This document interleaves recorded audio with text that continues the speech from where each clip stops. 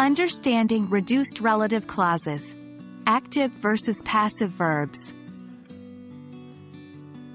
Hello, language learners.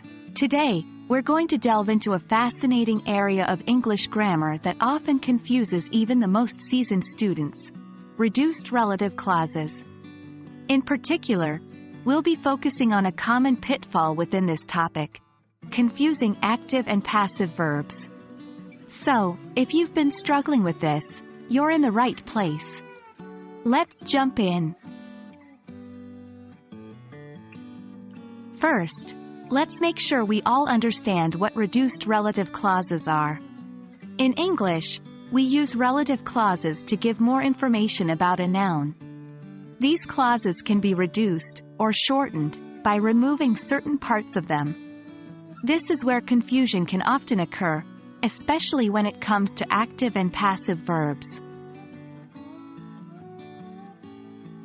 Active and passive verbs can completely change the meaning of your sentence, so it's crucial to know which one you're using. In an active verb construction, the subject of the sentence is the one performing the action. For instance, the dog, subject; chased, verb; the cat, object. In a passive verb construction, the subject of the sentence is the one being acted upon.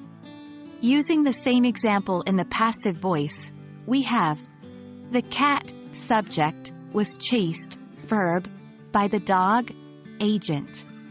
When reducing relative clauses, it's essential to maintain the original meaning of your sentence while using active or passive verbs correctly. A common mistake when reducing relative clauses is incorrectly using active verbs when the original sentence used passive verbs, and vice versa. This can drastically change the meaning of your sentence. Here's an example. Full clause, passive. The report that was written by the intern was well received. Reduced clause, incorrect. The report writing by the intern was well received.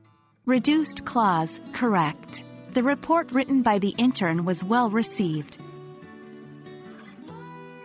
In the incorrect reduced clause, writing is an active verb form. It changes the meaning, suggesting the report is writing something, which doesn't make sense. In the correct form, written is the past participle form of the verb write, which is necessary to preserve the passive voice of the original sentence. It's always a good idea to practice what you've learned. Try forming your own sentences using reduced relative clauses, ensuring you match active and passive verbs correctly. Remember, practice makes perfect. That wraps up our discussion on confusing active and passive verbs and reduced relative clauses. Hopefully, this has helped clarify the differences and will help you avoid future mix-ups.